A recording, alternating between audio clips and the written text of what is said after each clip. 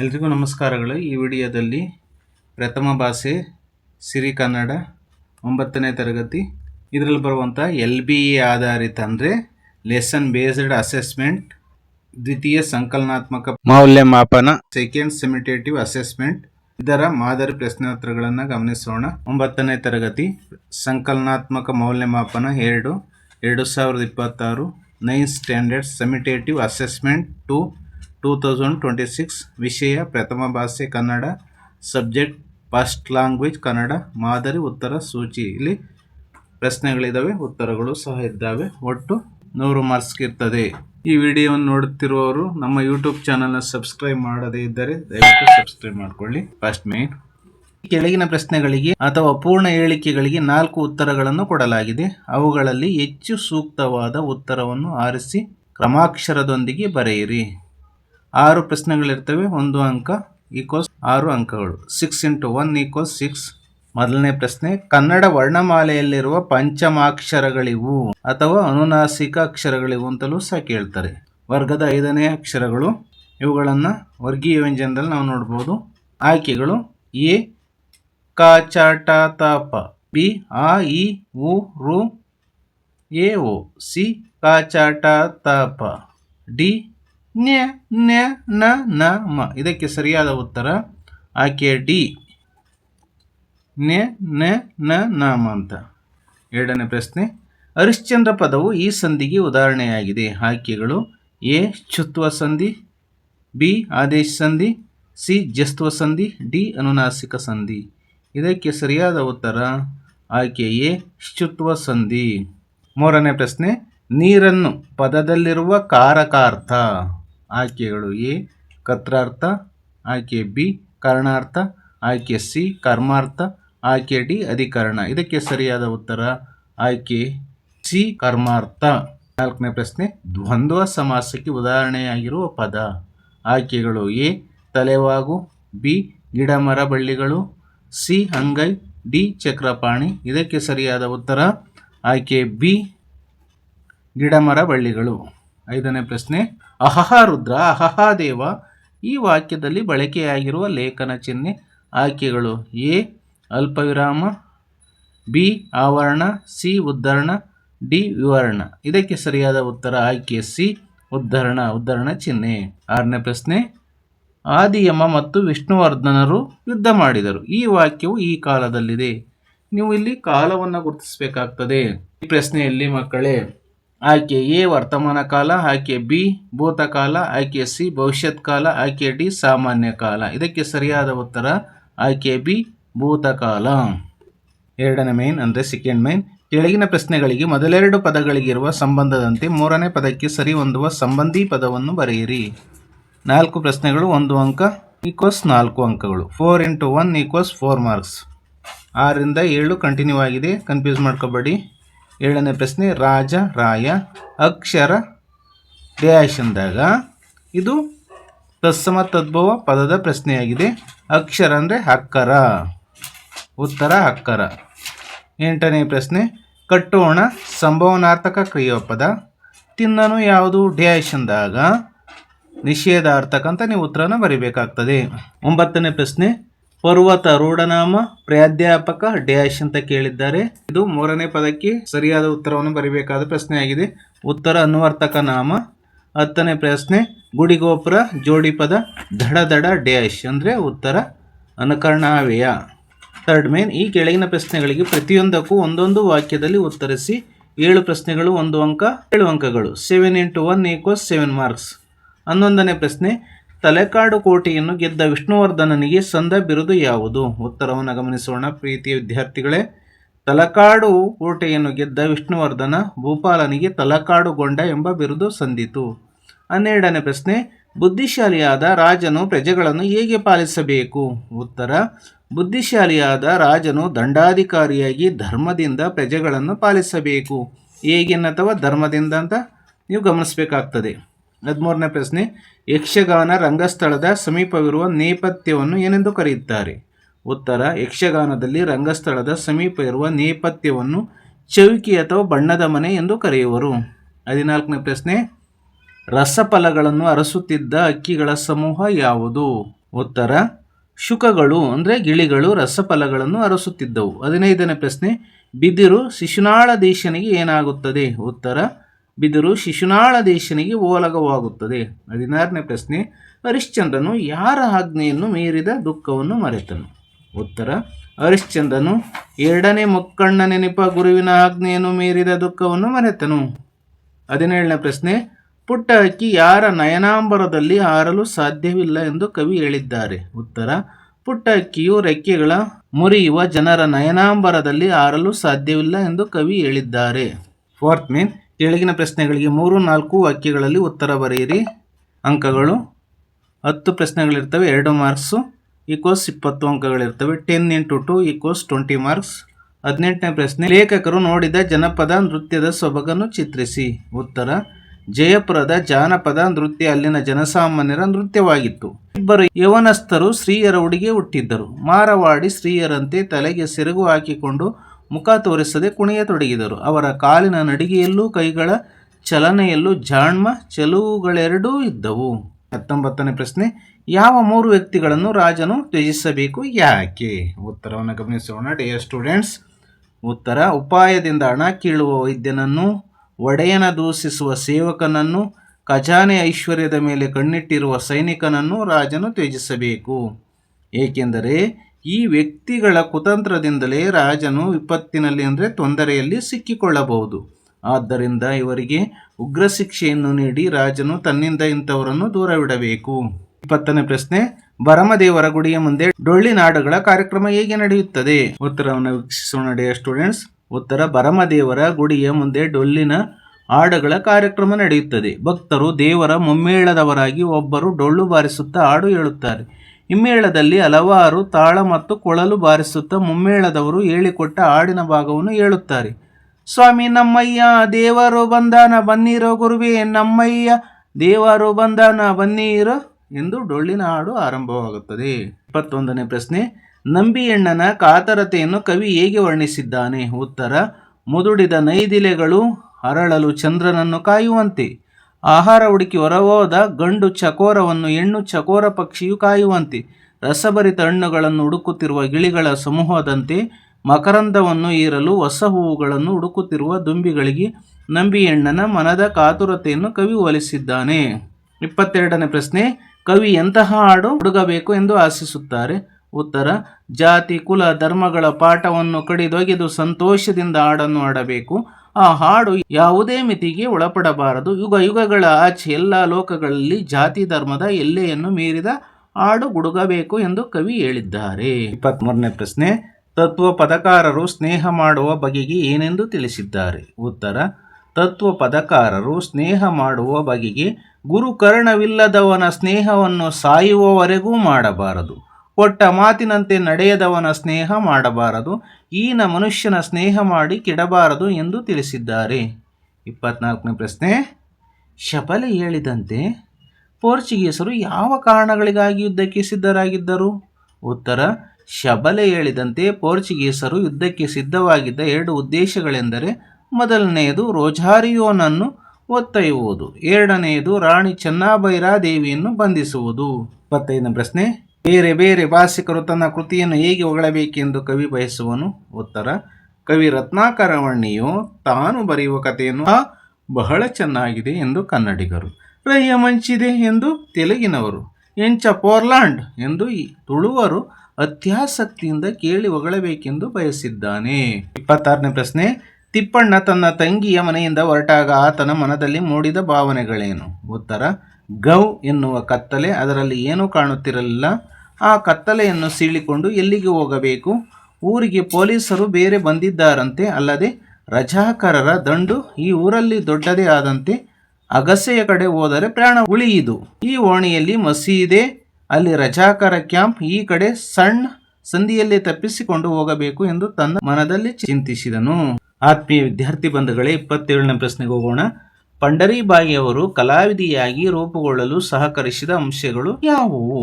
ಉತ್ತರ ರಂಗರಾವ್ ಅವರು ಹರಿದಾಸರಾಗಿ ಮತ್ತು ತಾಯಿ ಶಾಲಾ ಶಿಕ್ಷಕಿಯಾಗಿ ದುಡಿದು ಈ ದೊಡ್ಡ ಕುಟುಂಬವನ್ನು ಸಾಕಬೇಕಿತ್ತು. ಶ್ರದ್ಧಾಭಕ್ತಿಗಳನ್ನು ಮಾತ್ರ ಈ ಕುಟುಂಬ ಅತ್ಯಂತ ಶಿಸ್ತಿನಿಂದ ಪರಿಪಾಲಿಸುತ್ತಿತ್ತು. ಚಿಕ್ಕಂದಿನಿಂದಲೇ ಪಂಡರೀಬಾಯಿಯವರಿಗೆ ಸಂಗೀತದ ಅಭ್ಯಾಸವಾಗಿದ್ದು ಹರಿಕತೆ ಮಾಡುವುದನ್ನು ಹಾಗೂ ಕೀರ್ತನೆ ಹಾಡುವುದನ್ನು ಇವರು ಕಲಿತಿದ್ದರು. ಮನೆಯಲ್ಲಿ ಇದ್ದ ಸೃಜನಶೀಲ ವಾತಾವರಣ ಪಂಡರೀಬಾಯಿಯವರ ಕಲಾವಿದೆ ವ್ಯಕ್ತಿತ್ವವನ್ನು ರೂಪಿಸುವಲ್ಲಿ ಪ್ರಮುಖ ಪಾತ್ರ ವಹಿಸಿತು. 5ನೇ ಮೇನು, 5th ಮೇನ್, ಕೆಳಗಿನ ಕವಿ ಸಾಹಿತಿಗಳ ಕಾಲ, ಸ್ಥಳ, ಕೃತಿ ಮತ್ತು ಪ್ರಶಸ್ತಿ ಬಿರುದುಗಳನ್ನು ಕುರಿತು ವಾಕ್ಯ ರೂಪದಲ್ಲಿ ಬರೆಯಿರಿ. 2 ಪ್ರಶ್ನೆಗಳಿರ್ತವೆ, 3 ಅಂಕಗಳು, ಒಟ್ಟು 6 ಅಂಕಗಳು. 2 × 3 = 6 ಮಾರ್ಕ್ಸ್. 28ನೇ ಪ್ರಶ್ನೆ, ಸಾಸಿ ಮರಳಯ್ಯ. ಉತ್ತರವನ್ನು ತಿಳಿಯೋಣ.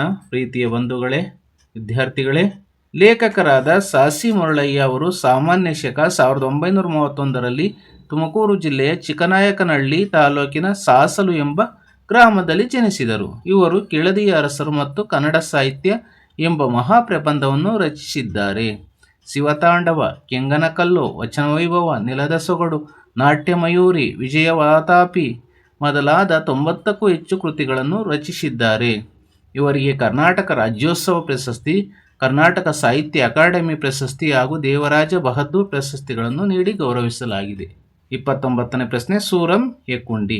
ಉತ್ತರ, ಸೂರಂ ಹೆಕ್ಕುಂಡಿ ಇವರ ಪೂರ್ಣ ಹೆಸರು ಸುಬ್ಬಣ್ಣ ರಂಗಣ್ಣ ಹೆಕ್ಕುಂಡಿ. ಇವರು ಹುಟ್ಟಿದ್ದು 1923ರಂದು ಹಾವೇರಿ ಜಿಲ್ಲೆಯ ರಾಣಿಬೆನ್ನೂರಿನಲ್ಲಿ. ಇವರು ಬರೆದಿರುವ ಕೃತಿಗಳೆಂದರೆ ಶ್ರೀ ಆನಂದ ತೀರ್ಥರು, ಸಂತಾನ, ಆವಾಡಿಗರ ಹುಡುಗ, ಮತ್ಸ್ಯಗಂಧಿ, ಬಕುಳದ ಹೂಗಳು. ಇವರ ಕಥಾ ಸಂಕಲನ ನೆರಳು ಹಾಗೂ ಕಾದಂಬರಿ ಪ್ರತಿಬಿಂಬಗಳು. ಇವರಿಗೆ ಸೋವಿಯತ್ ಲ್ಯಾಂಡಿನ ನೆಹರು ಪುರಸ್ಕಾರ, ಕರ್ನಾಟಕ ಸಾಹಿತ್ಯ ಅಕಾಡೆಮಿ ಬಹುಮಾನ, ಕೇಂದ್ರ ಸಾಹಿತ್ಯ ಅಕಾಡೆಮಿ ಪುರಸ್ಕಾರ ದೊರೆತಿದೆ. 6th ಮೇನ್, ಕೆಳಗಿನ ಪದ್ಯ ಭಾಗಕ್ಕೆ ಪ್ರಸ್ತಾರ ಹಾಕಿ ಗಣ ವಿಭಾಗಿಸಿ ಛಂದಸ್ಸಿನ ಹೆಸರನ್ನು ಬರೆಯಿರಿ. ಒಂದು ಪ್ರಶ್ನೆಯನ್ನು ಕೊಟ್ಟಿರ್ತಾರೆ, 3 ಅಂಕಗಳು. 1 × 3 = 3 ಮಾರ್ಕ್ಸ್. ಇಲ್ಲಿ ನೋಡಿ, ಆಲ್ರೆಡಿ ಉತ್ತರ ಇದೆ, ಗಮನಿಸಿ. ಇದು ಎಂತಹ ಛಂದಸ್ಸನ್ನು ತಿಳಿದುಕೊಳ್ಳೋಣ. ಸುಲಿದ ಬಾಳೆ ಹಣ್ಣಿನಂದದಿ, ಕಳಿದ ಸಿಗುರಿನ ಕಬ್ಬಿನಂದದಿ, ಅಳಿದ ಉಷ್ಣದ ಹಾಲಿನಂದದಿ, ಸುಲಭವಾಗಿರ್ಪ ಅಂತ ಇದೆ. ಇಲ್ಲಿ ನೀವು ಲಘು ಗುರುಗಳನ್ನು ಹಾಕಬೇಕಾಗ್ತದೆ.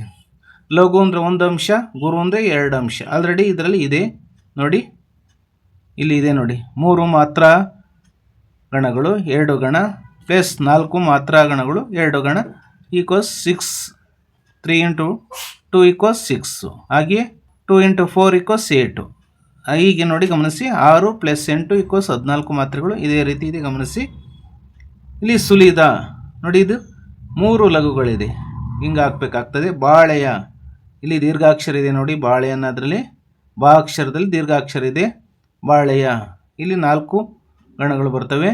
ಲಘು ಅಂದರೆ 1 ಅಂಶ, ಗುರು ಅಂದರೆ 2 ಅಂಶ ಅಲ್ವಾ. 1 2 3 2 3 4 ಈ ರೀತಿ. ಹಣ್ಣಿ, ಇಲ್ಲಿ ನೋಡಿ, ಹಣ್ಣಿನ ಅಂದದಿಂದಾಗ ಹಣ್ಣಿ ಅಂತ ಇದೆ.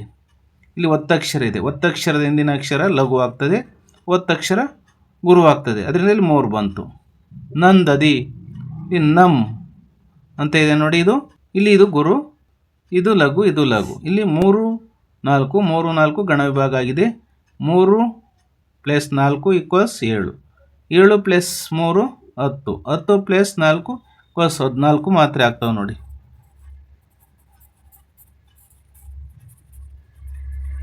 ಇದೇ ರೀತಿ ಗಣ ವಿಭಾಗವನ್ನು ಮಾಡ್ಕೋಬೇಕಾಗ್ತದೆ ಡಿಯರ್ ಸ್ಟೂಡೆಂಟ್ಸ್.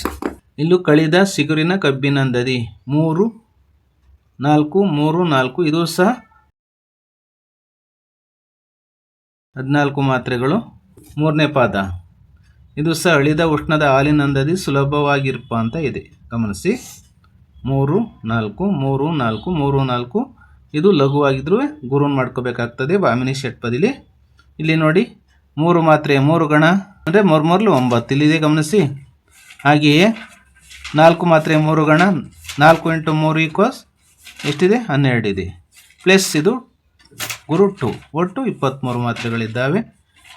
ಅರ್ಥ ಆಯ್ತಲ್ಲ. ಇದ್ರ ಛಂದಸ್ಸು ಏನಪ್ಪ ಅಂದರೆ ಭಾಮಿನಿ ಷಟ್ಪದಿ. ಮುಂದಿನ ಮೇನ್ಗೆ ಹೋಗೋಣ ಡಿಯರ್ ಸ್ಟೂಡೆಂಟ್ಸ್. 7th ಮೇನ್ಗೆ ಹೋಗೋಣ ಮಕ್ಕಳ. 7ನೇ ಮೇನು, ಕೆಳಗಿನ ವಾಕ್ಯದಲ್ಲಿರುವ ಅಲಂಕಾರವನ್ನು ಹೆಸರಿಸಿ ಲಕ್ಷಣ ಬರೆದು ಸಮನ್ವಯಗೊಳಿಸಿ. ಒಂದು ಪ್ರಶ್ನೆ 3 ಅಂಕಗಳು. 1 × 3 = 3 ಮಾರ್ಕ್ಸ್. 32ನೇ ಪ್ರಶ್ನೆ, ಬಾನಿನಲ್ಲಿ ಗಾಳಿಪಟಗಳು ಹಕ್ಕಿಗಳಂತೆ ಹಾರಾಡುತ್ತಿದ್ದವು. ಅಲಂಕಾರ, ಉಪಮಾಲಂಕಾರ. ಲಕ್ಷಣ ಅಂದರೆ ಉಪಮಾಲಂಕಾರದ ಲಕ್ಷಣ, 2 ವಸ್ತುಗಳಲ್ಲಿ ಪರಸ್ಪರ ಇರುವ ಹೋಲಿಕೆಯನ್ನು ವರ್ಣಿಸುವುದೇ ಉಪಮಾಲಂಕಾರವೆನಿಸುತ್ತದೆ. ಇಲ್ಲಿ ಉಪಮೇಯ ಬಾನಿನಲ್ಲಿ ಗಾಳಿಪಟಗಳು, ಬಾನಿನಲ್ಲಿ ಗಾಳಿಪಟಗಳು ಉಪಮೇಯ. ಉಪಮಾನ ಹಕ್ಕಿಗಳು, ಹಕ್ಕಿಗಳು. ಉಪಮಾವಾಚಕ ಅಂತೆ, ಸಮಾನ ಧರ್ಮ ಹಾರಾಡುವುದು. ಸಮನ್ವಯ ಉಪಮೇಯವಾದ ಬಾನಿನಲ್ಲಿನ ಗಾಳಿಪಟಗಳನ್ನು ಉಪಮಾನವಾದ ಹಕ್ಕಿಗಳಿಗೆ ಹೋಲಿಸಿ ವರ್ಣಿಸಲಾಗಿದೆ. ಅಂತೆ ಎಂಬ ಉಪಮಾವಾಚಕ ಪದವನ್ನು ಹಾರಾಡುವುದು ಎಂಬ ಸಮಾನ ಧರ್ಮವನ್ನು ಮೀರಿ 4 ಅಂಶಗಳನ್ನು ತಿಳಿಸಿರುವುದರಿಂದ ಇದು ಪೂರ್ಣೋಪಮಲಂಕಾರ. 8ನೇ ಮೇನು ಕೆಳಗಿನ ಗಾದೆಗಳಲ್ಲಿ ಯಾವುದಾದರೂ ಒಂದನ್ನು ಗಾದೆಯ ಮಹತ್ವದೊಂದಿಗೆ ವಿಸ್ತರಿಸಿ ಬರೆಯಿರಿ. ಒಂದು ಗಾದೆಯನ್ನು ಮಾತ್ರ ನೀವು ಬರೀಬೇಕಾಗ್ತದೆ. 3 ಮಾರ್ಕ್ಸ್, 3 ಅಂಕಗಳು. 1 × 3 = 3 ಮಾರ್ಕ್ಸ್. 32ನೇ ಪ್ರಶ್ನೆಯಲ್ಲಿದೆ ನೋಡಿ, ಆರೋಗ್ಯವೇ ಭಾಗ್ಯ ಅಥವಾ ಬೆಳ್ಳಗಿರುವುದಿಲ್ಲ ಹಾಲೆಲ್ಲ ಅಂತ ಇರ್ತದೆ. ನೀವು ಯಾವುದಾದ್ರೂ ಒಂದನ್ನು ಮಾತ್ರ ಪರೀಕ್ಷೆಯಲ್ಲಿ ಬರೀಬೇಕಾಗ್ತದೆ. ಪ್ರೀತಿಯ ವಿದ್ಯಾರ್ಥಿ ಬಂಧುಗಳೇ, ಆರೋಗ್ಯವೇ ಭಾಗ್ಯ ಗಾದೆ, ಇದನ್ನು ವಿಸ್ತರಿಸಿ ಬರೆಯುವುದನ್ನು ನೋಡೋಣ. ಗಾದೆಗಳು ಜನಪದರ ಜೀವನದ ಅನುಭವದ ನುಡಿಮುತ್ತುಗಳು. ಇವುಗಳಿಂದ ಜೀವನದ ಮೌಲ್ಯ ಹೆಚ್ಚುತ್ತದೆ. ಆದ್ದರಿಂದಲೇ ವೇದ ಸುಳ್ಳಾದರೂ ಗಾದೆ ಸುಳ್ಳಾಗದು. ಗಾದೆಗಳನ್ನು ವೇದಗಳಿಗೆ ಸಮಾನ ಎಂದು ಹೇಳುವರು. ಅಂತಹ ಹಲವು ಪ್ರಸಿದ್ಧ ಗಾದೆಗಳಲ್ಲಿ ಆರೋಗ್ಯವೇ ಭಾಗ್ಯ ಎಂಬ ಗಾದೆಯೂ ಒಂದಾಗಿದೆ. ಇಲ್ಲಿ ಗಾದೆ ಯಾವ ರೀತಿ ಇದೆ ಅನ್ನೋದನ್ನ ವಿಸ್ತರಿಸಿದ್ದಾರೆ, ಗಮನಿಸಿ. ಮನುಷ್ಯ ನೆಮ್ಮದಿಯಿಂದ ಬಾಳಬೇಕು, ಆನಂದದಿಂದ ಬದುಕಬೇಕು. ಅವನಿಗೆ ಅಂತಹ ನೆಮ್ಮದಿ ಆನಂದಗಳನ್ನು ಉತ್ತಮ ಆರೋಗ್ಯವು ಮಾತ್ರ ನೀಡುತ್ತದೆ. ಆರೋಗ್ಯವೆಂದರೆ ರೋಗ ರುಜಿನಗಳಿಂದ ಮುಕ್ತವಾಗಿರುವ ದೇಹ. ನಮ್ಮ ದೇಹವನ್ನು ಸಹ ಪ್ರತಿದಿನವೂ ಶುದ್ಧಗೊಳಿಸಬೇಕು. ಶುದ್ಧವಾದ ನೀರನ್ನು ಕುಡಿಯಬೇಕು. ಬೀದಿಯಲ್ಲಿ ಮಾರುವ ಆಹಾರ ಪದಾರ್ಥವನ್ನು ತಿನ್ನಬಾರದು. ಸಮತೋಲನ ಆಹಾರವನ್ನು ಸೇವಿಸಬೇಕು. ನಾವು ವಾಸಿಸುವ ಸ್ಥಳ, ಗಾಳಿ ಸಂಚಾರಕ್ಕೆ ಯೋಗ್ಯವಾಗಿರಬೇಕು. ಕಟ್ಟಡಗಳೊಳಗೆ ಸೂರ್ಯನ ಬೆಳಕು ಬೀಳುವಂತಿರಬೇಕು. ಕೊನೆಗೆ ಉಪಸಂಹಾರ, ಕನ್ಕ್ಲೂಷನ್. ಹೀಗಾಗಿ ಆರೋಗ್ಯವನ್ನು ಕಾಪಾಡಿಕೊಂಡರೆ ಮಾತ್ರ ಜೀವನದಲ್ಲಿ ನಿಜವಾದ ಭಾಗ್ಯವನ್ನು ಅನುಭವಿಸಬಹುದು. ಧನವು, ವಿದ್ಯೆಯು, ಸೌಖ್ಯವು ಆರೋಗ್ಯದ ಮೇಲೆ ನಿಂತಿದೆ. ಆದ್ದರಿಂದ ಆರೋಗ್ಯವೇ ಭಾಗ್ಯ ಎಂಬ ಗಾದೆ ಸದಾ ನಮ್ಮ ಜೀವನದಲ್ಲಿ ಅನುಸರಿಸಬೇಕಾದ ಅಮೂಲ್ಯ ಸಂದೇಶವನ್ನು ನೀಡುತ್ತದೆ. ಅಥವಾ ಇನ್ನೊಂದು ಗಾದೆ ಇರ್ತದೆ, ನೀವು ಇದನ್ನು ಆದರೂ ಸಹ ಬರೀಬಹುದು, ಬೆಳ್ಳಗಿರುವುದಿಲ್ಲ ಹಾಲಲ್ಲ. ಉತ್ತರವನ್ನು ಗಮನಿಸೋಣ. ಗಾದೆಗಳು ಜನಪದರ ಜೀವನದ ಅನುಭವದ ನುಡಿಮುತ್ತುಗಳು. ಇವುಗಳಿಂದ ಜೀವನದ ಮೌಲ್ಯ ಹೆಚ್ಚುತ್ತದೆ. ಆದ್ದರಿಂದಲೇ ವೇದ ಸುಳ್ಳಾದರೂ ಗಾದೆ ಸುಳ್ಳಾಗದು. ಗಾದೆಗಳನ್ನು ವೇದಗಳಿಗೆ ಸಮಾನ ಎಂದು ಹೇಳುವರು. ಅಂತಹ ಹಲವು ಪ್ರಸಿದ್ಧ ಗಾದೆಗಳಲ್ಲಿ ಬೆಳ್ಳಗಿರುವುದಿಲ್ಲ ಹಾಲಲ್ಲ ಎಂಬ ಗಾದೆಯೂ ಒಂದಾಗಿದೆ. ಈಗ ಗಾದೆ ವಿಸ್ತರಣೆಯನ್ನು ಗಮನಿಸೋಣ. ಡಿಯರ್ ಸ್ಟೂಡೆಂಟ್ಸ್, ಆಕಾರದಲ್ಲಿ ಹೋಲಿಕೆ ಇದ್ದ ಮಾತ್ರಕ್ಕೆ ಗುಣದಲ್ಲಿ ಸಾಮ್ಯತೆ ಇರಬೇಕೆಂದೇನೂ ಇಲ್ಲ ಎಂಬ ಅರ್ಥದಲ್ಲಿ ಈ ಗಾದೆ ಮಾತನ್ನು ಹೇಳಲಾಗಿದೆ. ಹಾಲು ಒಂದು ದ್ರವ, ತನ್ನ ಗುಣಗಳಿಂದ ಎಲ್ಲೆಲ್ಲೂ ಶ್ರೇಷ್ಠವಾದ ಆಹಾರವಾಗಿದೆ ಎಂದು ಪರಿಗಣಿಸಲಾಗಿದೆ. ಆದುದರಿಂದಲೇ ಹಾಲನ್ನು ಅಮೃತಕ್ಕೆ ಹೋಲಿಸಿದ್ದಾರೆ. ಆದರೆ ಸುಣ್ಣದ ನೀರು ಬಿಳಿ ಬಣ್ಣವನ್ನೇ ಹೊಂದಿರುತ್ತದೆ. ಅಂದ ಮಾತ್ರಕ್ಕೆ ಅದು ಹಾಲಾಗಲು ಸಾಧ್ಯವಿಲ್ಲ. ಹೀಗೆ ಮೇಲ್ನೋಟಕ್ಕೆ ಶ್ರೇಷ್ಠವಾಗಿ ಕಂಡರೂ ಶ್ರೇಷ್ಠವಾಗಲು ಸಾಧ್ಯವಿಲ್ಲ. ಜೀವನದಲ್ಲಿ ನಾವು ಯಾರನ್ನಾದರೂ ಅಥವಾ ಯಾವುದನ್ನಾದರೂ ಆಯ್ಕೆ ಮಾಡುವಾಗ ವಿವೇಕ, ಪರಿಶೀಲನೆ ಮತ್ತು ಅನುಭವದ ಆಧಾರದಲ್ಲಿ ತೀರ್ಮಾನಿಸಬೇಕು. ಸತ್ಯವನ್ನು ಅರಿಯಲು ಆಳವಾಗಿ ವಿಚಾರಿಸುವುದು ಅಗತ್ಯ. ವಜ್ರವೇ ಹೊರತು ಗಾಜಾಗಲು ಸಾಧ್ಯವಿಲ್ಲ. ಗುಣದಲ್ಲಿ ಶ್ರೇಷ್ಠವಾಗಿರಬೇಕೇ ಹೊರತು ಕ್ಷಣದಿಂದಲ್ಲ ಎಂಬುದನ್ನು ಈ ಗಾದೆ ಮಾತು ಸೂಚಿಸುತ್ತದೆ. 9ನೇ ಮೇನ್, 9th ಮೇನ್, ಕೆಳಗಿನ ವಾಕ್ಯ ಅಥವಾ ಹೇಳಿಕೆಗಳಿಗೆ ಸಂದರ್ಭ ಮತ್ತು ಸ್ವಾರಸ್ಯಗಳನ್ನು ಬರೆಯಿರಿ. 6 ಸಂದರ್ಭಗಳಿರ್ತವೆ, 3 ಅಂಕಗಳು. 6 × 3 = 18 ಮಾರ್ಕ್ಸ್. 33ನೇ ಪ್ರಶ್ನೆ, ರಜಪೂತಾನ ಸ್ತ್ರೀಯರಿಗೆ ಬೇರೆ ಪ್ರೇರಣೆ ಬೇಕಿಲ್ಲ. ಆಕೆ. ಈ ವಾಕ್ಯವನ್ನು ಶಿವರಾಮ್ ಕಾರಂತರು ಬರೆದಿರುವ ಹೂವಿನಿಂದ ಬರಾಮಕ್ಕೆ ಪ್ರವಾಸ ಕಥನದ ಬೆಡಗಿನ ತಾಣ ಜಯಪುರ ಗದ್ಯದಿಂದ ಆರಿಸಿಕೊಳ್ಳಲಾಗಿದೆ. ಸಂದರ್ಭ: ಕಾರಂತರು ಅಂಬೇರದ ಅರಮನೆ ವೀಕ್ಷಿಸಿ ಮನೆಗೆ ಹೊರಡುವಾಗ ಹೊಲಗದ್ದೆಗಳಲ್ಲಿ ಕಾಗೆ ಕೋಳಿಗಳಿಗಿಂತ ನವಿಲನ್ನು ಹೆಚ್ಚಾಗಿ ಕಂಡರು. ಜಯಪುರದ ಜನರಿಗೆ ಬಣ್ಣದ ಕಣ್ಣು ಹುಟ್ಟಲು ಇದೇ ಕಾರಣ ಎಂದು ಹೇಳಿದ ಸಂದರ್ಭದಲ್ಲಿ ಈ ಮಾತು ಬಂದಿದೆ. ಸ್ವಾರಸ್ಯ: ಹೇರಳವಾಗಿ ಕಂಡುಬರುವ ನವಿಲು ಅಲ್ಲಿನ ಸ್ತ್ರೀಯರಿಗೆ ಬಣ್ಣದ ಬಗೆಗಿನ ವ್ಯಾಮೋಹಕ್ಕೆ ಪ್ರೇರಣೆಯಾಗಿದೆ ಎಂಬುದು ಸ್ವಾರಸ್ಯ. 14ನೇ ಪ್ರಶ್ನೆ, ರಾಜ್ಯಭಾರ ಅಂದರ ಕಾಯಕ, ಅದಕ್ಕೆ ವಂಶ ಇದ್ದರ ಸಾಲದು. ಆಕೆ.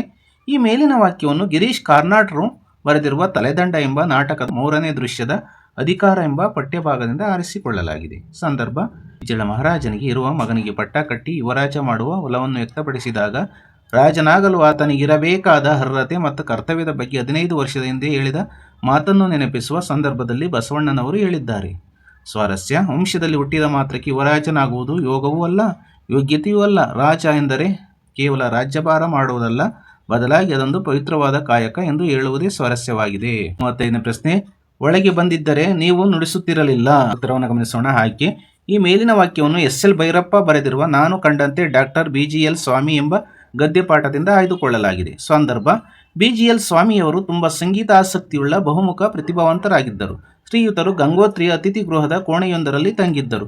ಮುಂಜಾನೆ 5:15 ಹೊತ್ತಿಗೆ ಲೇಖಕರು ಆ ಮಾರ್ಗವಾಗಿಯೇ ವಾಕಿಂಗ್ ಹೋಗುವಾಗ ಅವರ ಕೋಣೆಯ ಬಳಿಯಲ್ಲಿ ನಿಂತರು. ಅರ್ಧ ಗಂಟೆಗೂ ಹೆಚ್ಚು ಸಮಯ ಅಲ್ಲಿಯೇ ನಿಂತು ಆಲಿಸಿದರು. ಮೇಟಿ ಕಾಪಿ ತಂದ ನಂತರ ಹೊರಬಂದ ಸ್ವಾಮಿಯವರು ನೀವೇಕೆ ಬಾಗಿಲು ತಟ್ಟಲಿಲ್ಲ ಎಂದಾಗ ಲೇಖಕರು ಈ ಮೇಲಿನಂತೆ ನುಡಿದರು. ಸ್ವಾರಸ್ಯ: ಸಂಗೀತವು ಹೃದಯಕ್ಕೆ ಅಪ್ಯಾಯಮಾನವಾದದ್ದು. ಸಂಗೀತಗಾರರಿಗೆ ತೊಂದರೆಯಾಗದಂತೆ ಅದನ್ನು ಸವಿಯಬೇಕೆಂದು ಈ ವಾಕ್ಯದಲ್ಲಿ ಸ್ವಾರಸ್ಯಪೂರ್ಣವಾಗಿ ಹೇಳಲಾಗಿದೆ. 36ನೇ ಪ್ರಶ್ನೆ. ಇದೋ ಮೊದಲು ಮುನ್ನಿಲ್ಲ. ಆಕೆ ಈ ಮೇಲಿನ ವಾಕ್ಯವನ್ನು ಕಯ್ಯಾರ ಕಿಞ್ಞಣ್ಣ ರೈ ರವರು ಬರೆದಿರುವ ಶತಮಾನದ ಗಾನ ಕವನ ಸಂಕಲನದಿಂದ ಆರಿಸಲಾದ ಹೊಸ ಹಾಡು ಪದ್ಯಭಾಗದಿಂದ ಆಯ್ದುಕೊಳ್ಳಲಾಗಿದೆ. ಈ ಮಾತನ್ನು ಕವಿ ಹೇಳಿದ್ದಾರೆ. ಸಂದರ್ಭ: ನಮ್ಮ ಭಾವ ನವಜೀವ ನವಶಕ್ತಿ ತುಂಬಿಸುವ ಹೊಸ ಹಾಡು ಹಾಡಬೇಕು. ಈ ರೀತಿ ಹಾಡು ಮೊದಲು ಇಲ್ಲ, ಇದೇ ಹೊಸತು, ಇದೇ ಮೊದಲು, ಹಳೆಯ ವ್ಯತೆ ಎಲ್ಲವೂ ಕರಗುವಂತೆ ಹೊಸದಾದ ಹೊಸ ಹಾಡು ಎಂದು ಕವಿ ಹೇಳಿದ್ದಾರೆ. ಸ್ವಾರಸ್ಯ: ಹಾಡಿನ ಭಾವಕ್ಕೆ ಹಳೆಯ ಚಿಂತೆಗಳು ಕೊನೆಗೊಂಡು ಹೊಸ ಶಕ್ತಿಯನ್ನು ಹೊಮ್ಮಿಸುವಂತಿರಬೇಕು ಎಂಬುದು ಕವಿಯ ಆಶಯವಾಗಿದೆ. 7ನೇ ಪ್ರಶ್ನೆ. ತೃಣವ ಮರೆಯುವುದಕ್ಕೆ ಕೊಡಲಿಯು ಬೇಕೇ. ಆಯ್ಕೆ: ಪ್ರಸ್ತುತ ಈ ವಾಕ್ಯವನ್ನು ದೇವಿದಾಸರವರು ಬರೆದಿರುವ ಕೃಷ್ಣ ಸಂಧಾನ ಭೀಷ್ಮ ಪರ್ವದಿಂದ ಆರಿಸಲಾದ ಚಕ್ರಗ್ರಹಣ ಎಂಬ ಪದ್ಯಭಾಗದಿಂದ ಆಯ್ಕೆ ಮಾಡಿಕೊಳ್ಳಲಾಗಿದೆ. ಸಂದರ್ಭ: ಭೀಷ್ಮರು ಪ್ರಯೋಗಿಸಿದ ಬಾಣದಿಂದ ಕೃಷ್ಣನ ಹಣೆಯಲ್ಲಿ ರಕ್ತ ಬರುತ್ತದೆ. ಇದರಿಂದ ಕೋಪಗೊಂಡ ಕೃಷ್ಣನು ಭೀಷ್ಮ ಆಚಾರ್ಯರನ್ನು ಕೊಂದೇ ಬಿಡುವುದಾಗಿ ಚಕ್ರವನ್ನು ಹಿಡಿದಾಗ ಭೀಷ್ಮರು ಅವರ ಕೈಯನ್ನು ಹಿಡಿದು ಭಕ್ತಿಯಿಂದ ನಿವೇದಿಸಿಕೊಳ್ಳುವ ಸಂದರ್ಭದಲ್ಲಿ ಈ ಮೇಲಿನ ಮಾತು ಬಂದಿದೆ. ಸ್ವಾರಸ್ಯ: ಕೃಷ್ಣನ ಮುಂದೆ ತಾನು ಅತ್ಯಲ್ಪನೆಂದು ಮತ್ತು ಕೃಷ್ಣನಿಂದ ಮೋಕ್ಷ ಹೊಂದುವುದರಲ್ಲಿ ಶ್ರೇಷ್ಠತೆ ಇದೆ ಎಂದು ಭೀಷ್ಮರು ಹೇಳಿರುವುದು ಸ್ವಾರಸ್ಯಪೂರ್ಣವಾಗಿ ಮೂಡಿಬಂದಿದೆ. 28ನೇ ಪ್ರಶ್ನೆ. ಕಮಲಜಂ ನೀಲದಿಂದ ಮಾಡಿದ ಸಾಲ ಬಂಜಿಕೆಗಳು ಒದವಿ ಜೀವ ಅಂದ್ ಅಳೆದವೋ. ಆಯ್ಕೆ: ಈ ವಾಕ್ಯವನ್ನು ರಾಘವಾಂಕನು ರಚಿಸಿರುವ ಹರಿಶ್ಚಂದ್ರ ಕಾವ್ಯದಿಂದ ಆರಿಸಿಕೊಳ್ಳಲಾದ ನಿನ್ನ ಮುತ್ತಿನ ಸತ್ತಿಗೇನಿತ್ತು ಸಲಹು ಎಂಬ ಪದ್ಯಭಾಗದಿಂದ ಆರಿಸಿಕೊಳ್ಳಲಾಗಿದೆ. ಸಂದರ್ಭ: ಹರಿಶ್ಚಂದ್ರನ ಬಳಿಗೆ ಬಂದ ಗಾನರಾಣಿಯರ ರೂಪವನ್ನು ವರ್ಣಿಸುವ ಸಂದರ್ಭದಲ್ಲಿ ಕವಿ ಈ ಮಾತನ್ನು ಹೇಳಿದ್ದಾರೆ. ಕಾರಿರುಳಿನಂತಿರುವ ಕನ್ಯೆಯರು ಹಗಲಿನ್ನು ನೋಡಲೆಂದು ಬಂದರು. ಕಮಲಜಂ ನೀಲದಿಂದ ಮಾಡಿದ ಸಾಲ ಬಂಜಿಕೆಗಳು ಒದವಿ ಜೀವ ಅಂದಳೆದವೋ ನಿಪ್ಪ ಅಂದದಿಂ ಎಂದು ವರ್ಣಿಸಲಾಗಿದೆ. ಸ್ವಾರಸ್ಯ: ಗಾನರಾಣಿಯರ ಸೌಂದರ್ಯವು ಕಮಲಜಂ ನೀಲದಿಂದ ಮಾಡಿದ ಸಾಲ ಬಂಜಿಕೆಗಳಂತೆ ಕಾಣುತ್ತಿದ್ದರು ಎಂಬುದನ್ನು ಸ್ವಾರಸ್ಯಕರವಾಗಿ ವರ್ಣಿಸಲಾಗಿದೆ. 10ನೇ ಮೇನು 10th ಮೇನ್. ಈ ಕೆಳಗಿನ ಪದ್ಯ ಭಾಗವನ್ನು ಪೂರ್ಣಗೊಳಿಸಿರಿ. 2 ಪದ್ಯಗಳ ಡ್ಯಾಶಸ್ ಇರ್ತದೆ. ನೀವು ಒಂದನ್ನು ಬರಿಬೇಕಾಗ್ತದೆ. 1 × 4 4 ಅಂಕಗಳು. 1 × 4 = 4 ಮಾರ್ಕ್ಸ್. ಆಲ್ರೆಡಿ ಉತ್ತರ ಪತ್ರಿಕೆಯಲ್ಲಿ ಪದ್ಯ ಪೂರ್ಣಗೊಂಡಿರುವುದಿದೆ, ಗಮನಿಸಿ ಡಿಯರ್ ಸ್ಟೂಡೆಂಟ್ಸ್. 39ನೇ ಪ್ರಶ್ನೆ.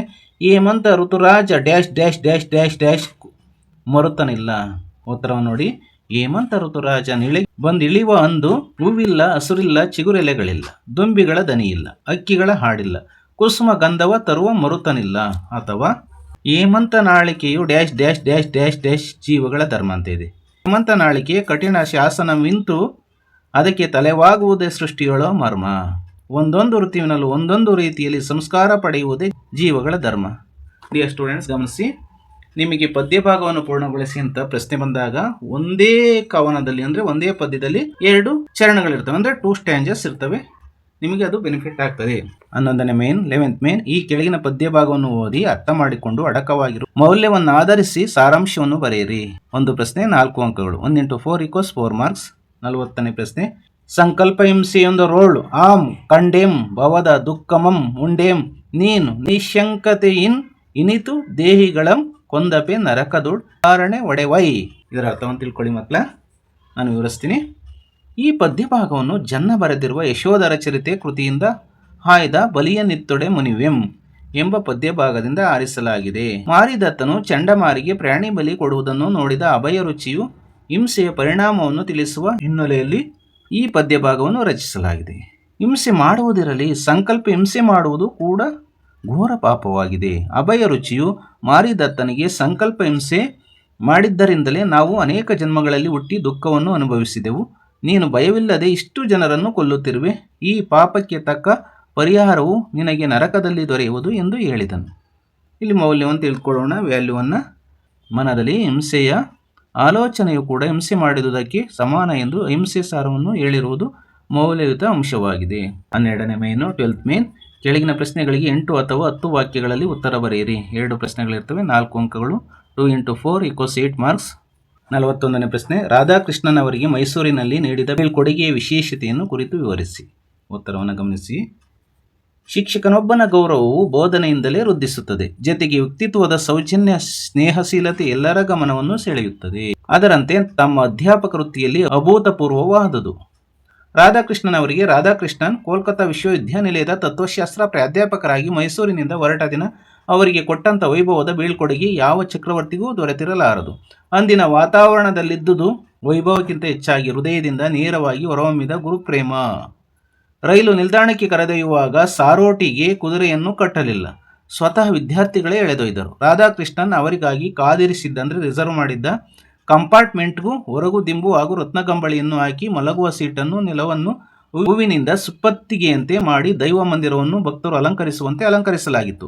ರಾಧಾಕೃಷ್ಣನ್ ಅವರಿಗೆ ಜಯವಾಗಲಿ ಎಂಬ ಕೂಗು ರೈಲ್ವೆ ಸ್ಟೇಷನ್ನಿನ ಆವರಣದಲ್ಲಿ ಮೊಳಗುತ್ತಿತ್ತು. ಆ ದಿನ ಭಾವೋದ್ರೇಕದಿಂದ ಅದೆಷ್ಟೋ ಜನ ಹತ್ತರು ವಿದ್ಯಾರ್ಥಿಗಳು ತೋರಿದ ವಿಶ್ವಾಸ ರಾಧಾಕೃಷ್ಣನ್ ಅವರ ಕಣ್ಣಿನಲ್ಲಿ ನೀರು ತಂದಿತು. ಇಲ್ಲೂ ಸಹ ವಿದ್ಯಾರ್ಥಿಗಳ ಗಮನಿಸಿ, 8-10 ವಾಕ್ಯಗಳಲ್ಲಿ ಒಂದೇ ಪಾಠದಲ್ಲಿ 2 ಪ್ರಶ್ನೆಗಳು ಬಂದಿರ್ತವೆ. ಅಥವಾ ಹಿಂದೂ ಧರ್ಮ ಮತ್ತು ತತ್ವಶಾಸ್ತ್ರದ ಬಗ್ಗೆ ರಾಧಾಕೃಷ್ಣನ್ ಅಭಿಪ್ರಾಯವೇನು, ವಿವರಿಸಿ. ಉತ್ತರ: ರಾಧಾಕೃಷ್ಣನ್ ಅವರು ಹಿಂದೂ ಧರ್ಮದ ತತ್ವಶಾಸ್ತ್ರ ಮತ್ತು ಸಾಹಿತ್ಯವನ್ನೆಲ್ಲ ಅಧ್ಯಯನ ಮಾಡಿದರು. ಯುರೋಪಿಯನ್ ತತ್ವಶಾಸ್ತ್ರ ಮತ್ತು ಸಾಹಿತ್ಯದ ಅಭಿವ್ಯಕ್ತ ವಿಚಾರಗಳಿಂದ ಅವರ ವಿಶ್ವದೃಷ್ಟಿ ಮತ್ತು ತಾತ್ವಿಕ ದೃಷ್ಟಿಕೋನ ಪ್ರಭಾವಿತವಾಯಿತು. ಸ್ವಾಮಿ ವಿವೇಕಾನಂದರ ವಿಚಾರಧಾರೆ ಅವರ ಮನವನ್ನು ಆಕರ್ಷಿಸಿತು. ಅವರು ಹಿಂದೂ ಧರ್ಮವು ಒಂದು ವೈಚಾರಿಕ ಜೀವನ ಮಾರ್ಗವೆಂದೂ ನೈತಿಕ ಗುಣಾತ್ಮಕ ವಿಷಯಗಳಿಂದ ಕೂಡಿದ್ದು ಮಾನವನ ಆಂತರಿಕ ಜೀವನದ ಬಗ್ಗೆ ಪ್ರಾಮುಖ್ಯವುಳ್ಳದ್ದಾಗಿದೆ. ಹಿಂದೂ ಧರ್ಮವಾಗಲಿ ವೇದಾಂತವಾಗಲಿ ಅಸತ್ಯವನ್ನು ಹೇಳುವುದಿಲ್ಲ, ಆದ್ದರಿಂದ ಅದರಲ್ಲಿ ನೀತಿಶಾಸ್ತ್ರಕ್ಕೆ ಸ್ಥಾನವಿಲ್ಲ. ಭಾರತೀಯ ಚಿಂತನೆಗಳು ಯಾವುದೋ ವಿಚಿತ್ರ ಮತ್ತು ನಿಗೂಢ ಪರಿಕಲ್ಪನೆಗಳಾಗಿಲ್ಲ, ಜೀವನದ ನಾಡಿ ಮಿಡಿತಗಳನ್ನು, ಸೂಕ್ಷ್ಮ ಮನಸ್ಸಿನ ಚಿಂತನೆಗಳನ್ನು ತಿಳಿಯಪಡಿಸುವುದಾಗಿದೆ ಎಂದು ಸರಳವಾಗಿ ಹೇಳಿದರು. ಅಲ್ಲದೆ ಶಿಕ್ಷಣದ ಮಹತ್ವವನ್ನು ಮನಗಂಡ ಇವರು, ಶಿಕ್ಷಣವು ಜೀವನದ ಅವಿಭಾಜ್ಯ ಅಂಗ, ಅದು ಮಾನವನನ್ನು ಪರಿಪೂರ್ಣತೆ ಹಾಗೂ ಸಂಸ್ಕೃತಿಯತ್ತ ಒಯ್ಯುವ ಸಾಧನ ಮಾರ್ಗ ಎಂದಿದ್ದಾರೆ. ಕೆನಡಾ ದೇಶದ ರೇಡಿಯೋ ಪ್ರಸಾರ ಭಾಷಣದಲ್ಲಿ ಮಾನವತೆಯೇ ವಿಶ್ವ ಅನುಸರಿಸಬೇಕಾದ ಮಾರ್ಗ ಎಂದು ತಮ್ಮ ನಿಲುವನ್ನು ಅಭಿವ್ಯಕ್ತಿಸಿದರು. 42ನೇ ಪ್ರಶ್ನೆ, ಇದು ಪದ್ಯ ಭಾಗದಿಂದ ಬಂದಿರುವಂಥ ಪ್ರಶ್ನೆ. ಒಂದೇ ಪದ್ಯದಿಂದ 2 ಪ್ರಶ್ನೆಗಳನ್ನು ಕೇಳಿರ್ತಾರೆ, ನೀವು ಒಂದನ್ನು ಬರೀಬೇಕಾಗ್ತದೆ ಡಿಯರ್ ಸ್ಟೂಡೆಂಟ್ಸ್. 42ನೇ ಪ್ರಶ್ನೆ, ಕನ್ನಡ ನಾಡಿನ ವಿಸ್ತಾರ ಪ್ರಾಕೃತಿಕ ಸಂಪತ್ತಿನ ಬಗ್ಗೆ ಕವಿಗಳು ಹೇಗೆ ವರ್ಣಿಸಿದ್ದಾರೆ. ಉತ್ತರ: ಕಾವೇರಿಯಿಂದಮ ಗೋದಾವರಿ ಹೊರಮಿರ್ದ ನಾಡದ ಕನ್ನಡದೋಳು ಎಂಬ ಮಾತೊಂದಿದೆ. ಕನ್ನಡ ನಾಡು ವಿಶಾಲವಾದ ಹಾಗೂ ಸುಂದರವಾದ ಸಂಪದ್ಭರಿತವಾದ ನಾಡು. ಕನ್ನಡ ನಾಡು ಚಿನ್ನದ ನಾಡು, ಗಂಧದ ನಾಡು ಎಂಬ ಕೀರ್ತಿಗೆ ಭಾಜನವಾಗಿದೆ. ಕನ್ನಡ ನಾಡು ನುಡಿಯ ವೈಶಿಷ್ಟ್ಯ ಕುರಿತು ಪ್ರಾಚೀನ ಕಾಲದಿಂದಲೂ ಕವಿ ಪರಂಪರೆ ಮನಸಾರೆ ಬಣ್ಣಿಸುತ್ತಾ ಬಂದಿದೆ. ಕನ್ನಡ ಸಂಸ್ಕೃತಿ ಸೊಬಗು, ವೈಭವ, ಸೌಂದರ್ಯ ಅಪೂರ್ವ ಹಾಗೂ ಅವಿಸ್ಮರಣೀಯ. ಸಂಸ್ಕೃತ ಪ್ರಭಾವ ದಟ್ಟವಾಗಿದ್ದ ಆ ಕಾಲದಲ್ಲಿ ಕನ್ನಡದ ಹಿರಿಮೆ ಹಾಗೂ ಸಂಸ್ಕೃತಿಯನ್ನು ಮೆರೆದ ಸಾಹಸ ಅವರದು. ಕನ್ನಡ ನಾಡು ವಿಸ್ತಾರವಾದ ಭೂಮಿ, ಇಲ್ಲಿನ ಜನ ಪ್ರತಿಭಾ ಸಂಪನ್ನರು, ವಿಶೇಷವಾಗಿ ಕುರಿತೋದದೆ ಕಾವ್ಯ ಪ್ರಯೋಗ ಪರಿಣತಿ ಮತಿಗಳ್ ಕಾವ್ಯ ಸೃಷ್ಟಿಯಲ್ಲಿ ಮೇಲ್ಗೈ ಪಡೆದವರು. ಇಲ್ಲಿನ ಪ್ರಾಕೃತಿಕ ಸಂಪತ್ತು ಶ್ರೀಮಂತವಾದುದು, ಭೌಗೋಳಿಕ ಅರಿವಿನ ಸಾಂಸ್ಕೃತಿಕ ವೈಭವ ಮನೋಹರವಾಗಿದೆ. ಇಲ್ಲಿ ಮಲ್ಲಿಗೆ, ಸಂಪಿಗೆಯ ಪರಿಮಳವಿದೆ. ದಾಳಿಂಬೆ, ತೆಂಗು, ಮಾವು, ಬಾಳೆ ಹೀಗೆ ಹಲವಾರು ಗಿಡ ಮರಗಳಿಂದ ತುಂಬಿದ್ದು ಪ್ರಾಕೃತಿಕವಾಗಿ ಸಾಂಸ್ಕೃತಿಕವಾಗಿ ಶ್ರೀಮಂತವಾಗಿದೆ.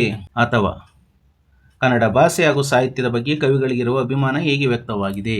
ಅಥವಾ ಇನ್ನೊಂದು ಪ್ರಶ್ನೆ, ಕನ್ನಡ ಭಾಷೆ ಹಾಗೂ ಸಾಹಿತ್ಯದ ಬಗ್ಗೆ ಕವಿಗಳಿಗಿರುವ ಅಭಿಮಾನ ಹೇಗೆ ವ್ಯಕ್ತವಾಗಿದೆ. ಉತ್ತರ: ಕನ್ನಡ ನಾಡು ನುಡಿಯ ವೈಶಿಷ್ಟ್ಯ ಕುರಿತು ಪ್ರಾಚೀನ ಕಾಲದಿಂದಲೂ ಕವಿ ಪರಂಪರೆ ಮನಸಾರೆ ಬಣ್ಣಿಸುತ್ತಾ ಬಂದಿದೆ. ಕನ್ನಡ ನಾಡಿನ ಜನತೆ ಕ್ರಮವರಿತು ನಡೆಯಬಲ್ಲರು, ನುಡಿದದ್ದನ್ನು ಅರಿತು ಪಾಲನೆ ಮಾಡಬಲ್ಲರು, ಕಾವ್ಯ ರಚಿಸುವಂತಹ ಪರಿಣತರು. ಕನ್ನಡ ನಾಡಿನ ಜನತೆ ನಿಜಕ್ಕೂ ಚತುರರು ಎಂದು ಶ್ರೀ ವಿಜಯ ತನ್ನ ಕವಿರಾಜ ಮಾರ್ಗದಲ್ಲಿ ತಿಳಿಸಿದ್ದಾನೆ.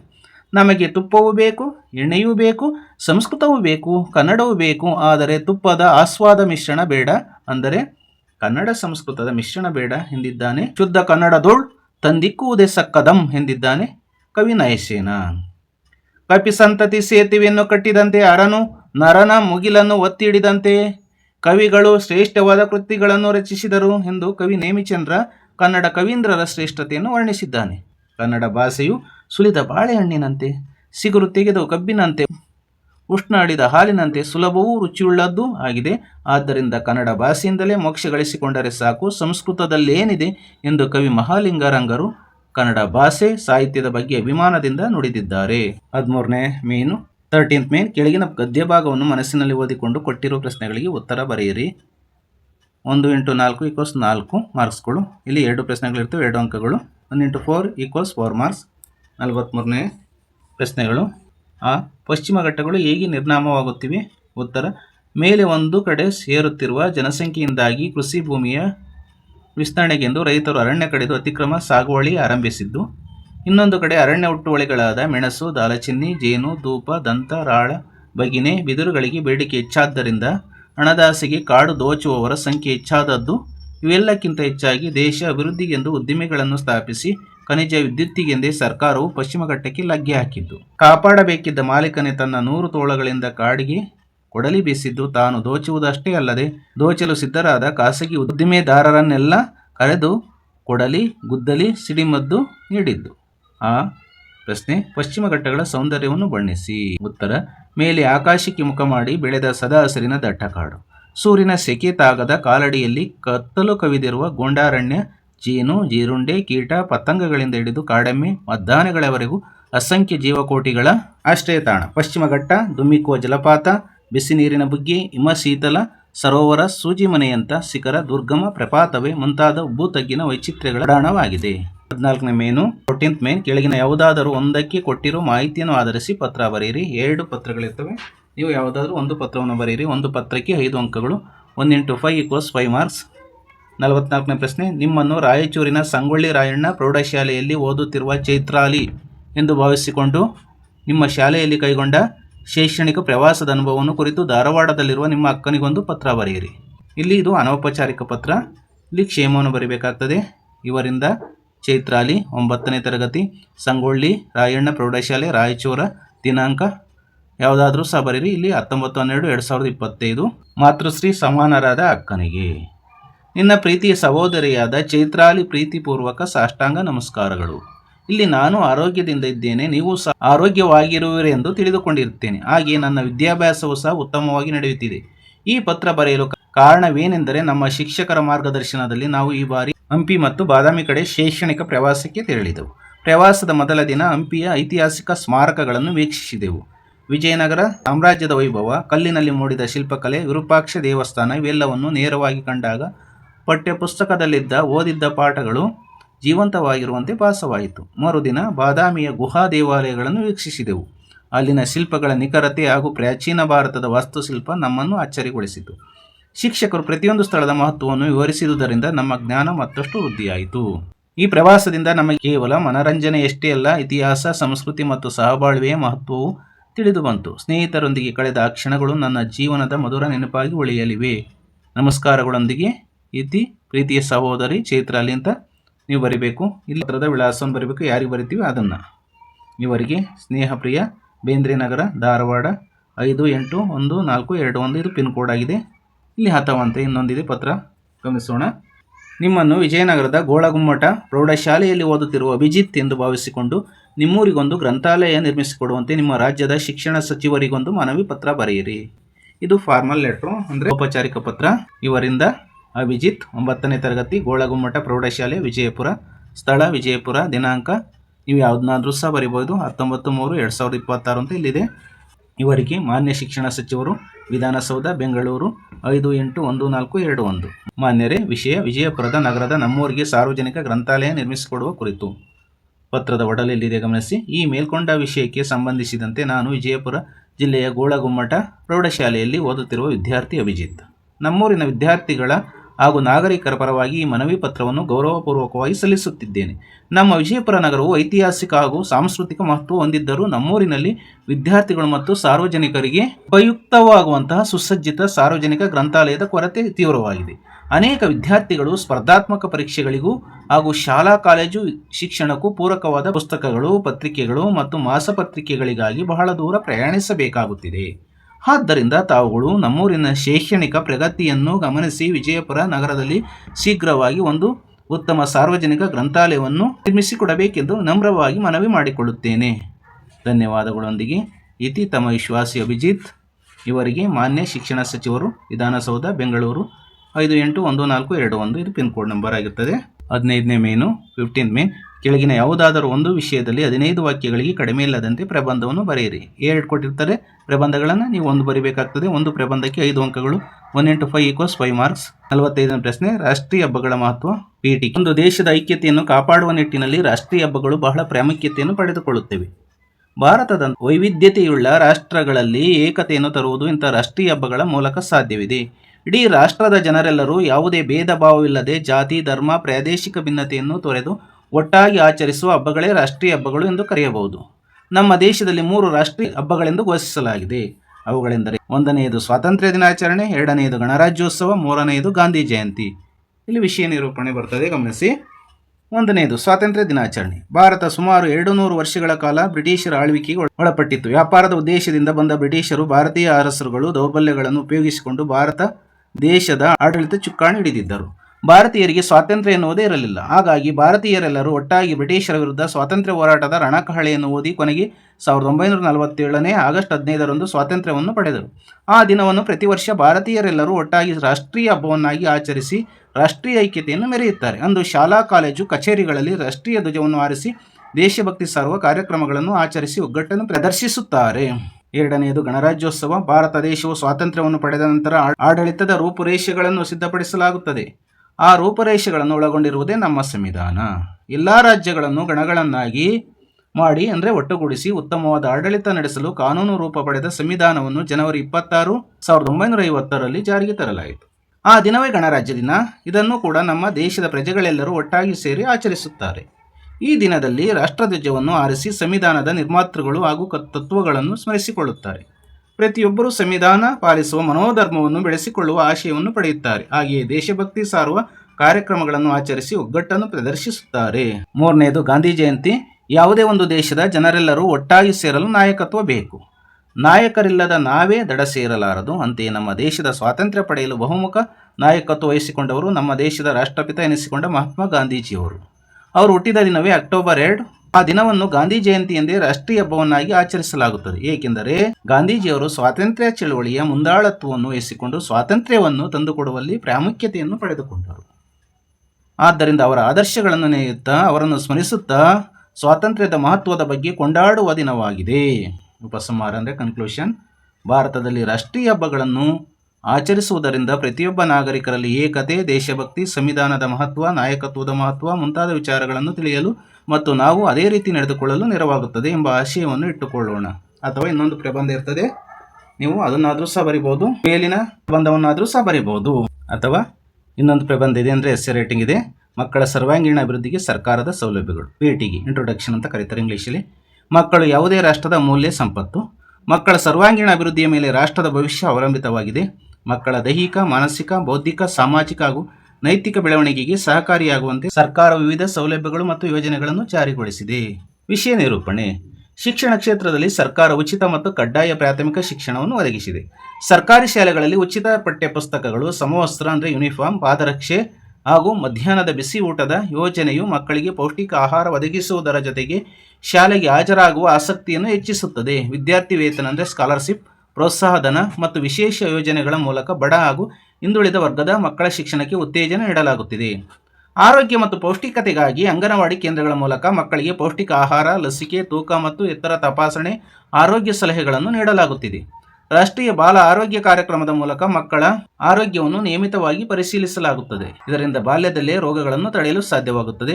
ಮಕ್ಕಳ ರಕ್ಷಣೆಯ ದೃಷ್ಟಿಯಿಂದ ಬಾಲ ಕಾರ್ಮಿಕತೆ ನಿಷೇಧ ಕಾಯ್ದೆ, ಮಕ್ಕಳ ಹಕ್ಕುಗಳ ರಕ್ಷಣಾ ಆಯೋಗ ಹಾಗೂ ವಿವಿಧ ಬಾಲ ಸಂರಕ್ಷಣಾ ಯೋಜನೆಗಳು ಜಾರಿಯಲ್ಲಿವೆ. ಇವು ಮಕ್ಕಳನ್ನು ಶೋಷಣೆ, ದುರುಪಯೋಗ ಮತ್ತು ಅಪಾಯಗಳಿಂದ ರಕ್ಷಿಸಲು ಸಹಕಾರಿಯಾಗುತ್ತದೆ.